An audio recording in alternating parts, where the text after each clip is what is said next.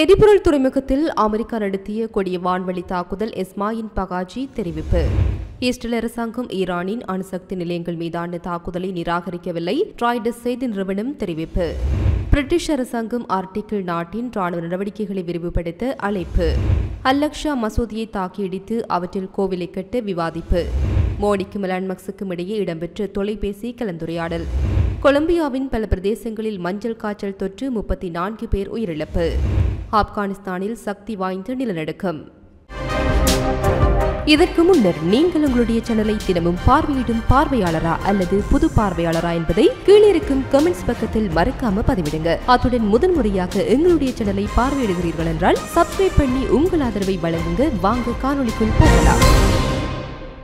ஜேமனின் ராசெசா எரிபொருள் துறைமுகத்தில் அமெரிக்கா நடத்திய கொடிய வான்வழி தாக்குதலை ஈரானிய வெளியுறவு அமைச்சக செய்தி தொடர்பாளர் எஸ்மாயின் பகாஜி நேற்றைய தினம் கடுமையாக கண்டித்துள்ளார். கடந்த வியாழக்கிழமை இரவு ஏமன் துறைமுகத்தில் அமெரிக்கா நடத்திய வான்வழி தாக்குதலில் குறைந்தது 80 பேர் கொல்லப்பட்டதற்கு பதிலளிக்கும் விதமாக அமைச்சகம் வெளியிட்ட அறிக்கையில் அவர் இந்த கருத்துக்களை தெரிவித்தார். இந்த தாக்குதல்கள் ஆக்கிரமிப்பு குற்றத்திற்கான தெளிவான எடுத்துக்காட்டு மற்றும் ஐக்கிய நாடுகள் சபையின் சாசனம் மற்றும் சர்வதேச சட்டத்தின் அடிப்படை கொள்கைகள் மற்றும் விதிமுறைகளை அப்பட்டமாக மீறுவதாகும் என பகாஜி குறிப்பிட்டுள்ளார். ஏமனுக்கு எதிரான அமெரிக்காவின் ஆக்கிரமிப்புகள் ஆக்கிரமிக்கப்பட்டு பாலஸ்தீன பகுதிகளில் இஸ்ரேலின் ஆக்கிரமிப்பு மற்றும் இனப்படுகொலைக்கு அதன் முழுமையான ஆதரவுடன் ஒத்துப்போகின்றன என்றும் மேலும் பிராந்தியத்தில் பாதுகாப்பு இன்மையை அதிகரிக்கும் என்றும் சர்வதேச அமைதி மற்றும் பாதுகாப்பை அச்சுறுத்தும் என்றும் அவர் வலியுறுத்தினார். கடந்த வியாழக்கிழமை இரவு தாமதமாக தாக்குதல்கள் தொடங்கின. கவுதிகளால் நடத்தப்படும் அல் மசீரா தொலைக்காட்சியின்படி பாதிக்கப்பட்டவர்களில் துறைமுகத்தின் தொழிலாளர்கள் மற்றும் ஊழியர்கள் அடங்குவர்.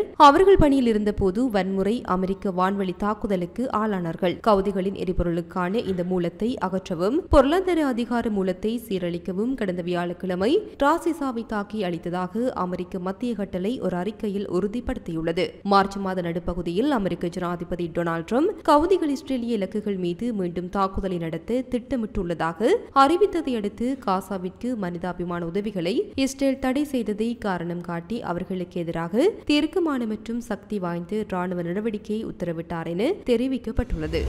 இஸ்ரேல் அரசாங்கம் ஈரானின் அணுசக்தி நிலையங்கள் மீதான தாக்குதலை நிராகரிக்கவில்லை என்று ராய்டர்ஸ் செய்தி நிறுவனம் ஒரு இஸ்ரேலிய அதிகாரிகளை மேற்கோள் காட்டி செய்தி வெளியிட்டுள்ளது. தி நியூயார்க் டைம்ஸ் செய்தியின்படி தெஹ்ரானுடன் அணுசக்தி ஒப்பந்தம் குறித்து பேச்சுவார்த்தை நடத்துவதற்கு ஆதரவாக ஈரானிய அணுசக்தி தளங்கள் மீதான இஸ்ரேலிய தாக்குதலை ஜனாதிபதி ட்ரம்ப் தடுத்ததாக நாங்கள் முன்னர் செய்தி வெளியிட்டிருந்தோம். இஸ்ரேலின் முன்மொழியப்பட்ட தாக்குதல் வெற்றிகரமாக இருப்பதை உறுதி செய்வதற்கும் பழிவாங்குதலுக்கு எதிராக அதை பாதுகாப்பதற்கும் அமெரிக்காவின் உதவி தேவைப்பட்டிருக்கும் என்று நியூயார்க் டைம்ஸ் அறிக்கை குறிப்பிட்டுள்ளது. ஆனால் இஸ்ரேலிய அதிகாரிகள் இப்போது ஈரானின் அணுசக்தி நிலையங்கள் மீது இன்னும் குறைந்த அளவிலான தாக்குதலை நடத்த முடியும் என நம்புகின்றார்கள். இதற்கு அமெரிக்காவின் ஆதரவு குறைவாகவே தேவைப்படும் என்று ராய்டர்ஸ் தெரிவித்துள்ளது.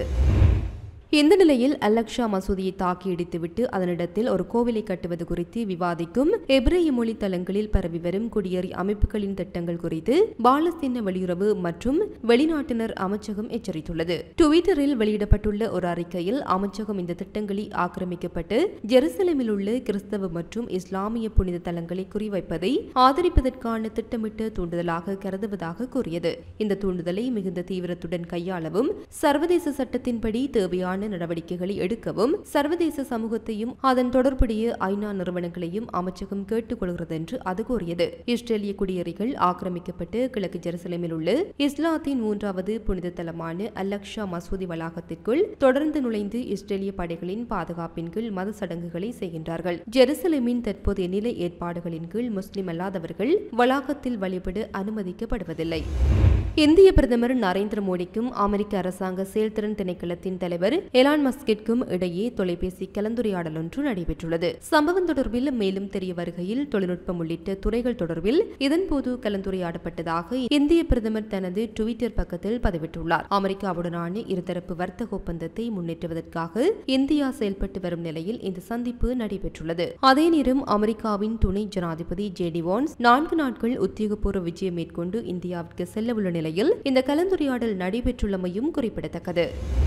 பிரிட்டிஷ் அரசாங்கம் ஆர்டிக்கிள் நாட்டின் ராணுவ நடவடிக்கைகளை விரிவுபடுத்த அழைப்பு விடுக்கும் என்று பைனான்சியல் டைம்ஸ் செய்தி வெளியிட்டுள்ளது. மேலும் தெரிய வருகையில் உருகும் பனியின் விளைவாக இப்பகுதிக்கான அணுகல் திறக்கப்படுவதால் இப்பகுதி பெருகிய முறையில் சர்ச்சைக்குரியதாக மாறி வருவதால் இந்த விரிவாக்கம் வந்துள்ளது என்று செய்தித்தாள் நினைவு கூர்ந்தது. முன்னாள் நேட்டோ பொதுச் செயலாளர் ஜார்ட் ராபர்ட்சன் தலைமையிலான சுயாதீன நிபுணர்கள் குழுவால் இந்த அறிக்கை தயாரிக்கப்படுகின்றது. அவர்கள் இங்கிலாந்து எதிர்கொள்ளும் அச்சுறுத்தல்களை ஆய்வு செய்து அவற்றை எதிர்கொள்ள தேவையான திறன்களை தீர்மானிக்கவும் நாட்டின் ராணுவத்தின் நிலையை மதிப்பிடவும் கேட்டுக் கொள்ளப்பட்டுள்ளனர். பிரிட்டிஷ் அரசாங்கம் இந்த ஆண்டின் முதல் பாதையில் அறிக்கையை வெளியிட உள்ளது. சிலர் அதை மே மாதத்திலும் மற்றவர்கள் ஜூன் மாதத்திலும் செய்ய விரும்புகின்றார்கள். ஜப்பான் மற்றும் இத்தாலியுடன் 6வது தலைமுறை ஸ்டெல்த் போர் விமான முயற்சியில் இங்கிலாந்து முதலீட்டை இந்த அறிக்கை உறுதிப்படுத்தும் என்றும் ட்ரோன்கள் மற்றும் மேம்பட்ட தொழில்நுட்பத்தில் அதிக முதலீட்டை கோரும் என்றும் செய்தித்தாள் குறிப்பிட்டுள்ளது.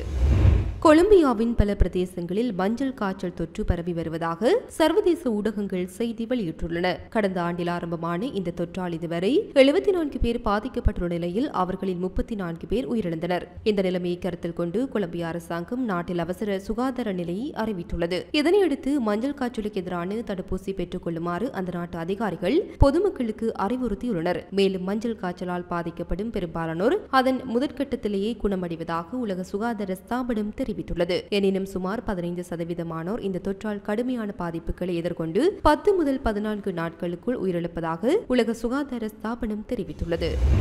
ஆப்கானிஸ்தானில் சக்தி வாய்ந்த நிலநடுக்கம் பதிவாகியுள்ளதாக சர்வதேச ஊடகங்கள் செய்தி வெளியிட்டுள்ளன. குறித்த நிலநடுக்கமானது இன்று பிற்பகல் 12:17 மணியளவில் ஆப்கானிஸ்தான் தஜிகிஸ்தான் எல்லை பகுதியில் ஏற்பட்டுள்ளது. இது ரிக்டர் அளவுகோலில் 5.8 பதிவாகியுள்ளதாக தேசிய நிலநடுக்கவியல் மையம் தெரிவித்துள்ளது. இந்த நிலநடுக்கம் பூமிக்கு 130 கிலோமீட்டர் ஆழத்தில் ஏற்பட்டதாக தெரிவிக்கப்படுகின்றது. அத்தோடு வட இந்தியா மற்றும் பாகிஸ்தானிலும் இந்த நிலநடுக்கம் உணரப்பட்டதாக குறிப்பிடப்பட்டுள்ளது. மேலும் இந்த நிலநடுக்கத்தின் போது கட்டடங்கள் சில குலுங்கியுள்ள நிலையில் உயிரிழப்புகள் மற்றும் சேதங்கள் எதுவும் ஏற்பட்டதாக இதுவரை எந்த தகவலும் கிடைக்கவில்லை என அந்த நாட்டு ஊடகங்கள் தெரிவித்துள்ளன. இந்தியன் பிரீமியர் லீக் கிரிக்கெட் தொடரில் இன்று 2 போட்டிகள் இடம்பெறவுள்ளன. அதன்படி முதல் போட்டியில் குஜராத் டைட்டன்ஸ் அணியும் டெல்லி கேபிட்டல்ஸ் அணியும் மோதுகின்றன. குறித்த போட்டி அகமதாபாத்தில் உள்ள நரேந்திர மோடி மைதானத்தில் மாலை 3:30க்கு ஆரம்பமாகும். மேலும் இன்றைய தினத்தின் 2வது போட்டியானது ஜெய்ப்பூரில் இரவு 7:30க்கு ஆரம்பமாக உள்ளது. இப்போட்டியில் ராஜஸ்தான் ராயல்ஸ் அணி மற்றும் லக்னோ சூப்பர் ஜெயண்ட் ஆகிய அணிகள் மோதவுள்ளமையும் குறிப்பிடத்தக்கது. இது போன்ற பல செய்திகளை தெரிந்து கொள்ள நம்முடைய சமூக மீடியா யூடியூப் சேனலை சப்ஸ்கிரைப் செய்து அருகில் உள்ள பெல் பட்டனை கிளிக் செய்யுங்கள். மேலும் செய்திகளை உடனுக்குடன் தெரிந்து கொள்ள சமூகமீடியா.com என்ற இணையதளத்தின் வாயிலாக எங்களுடன் இணைந்திருங்கள்.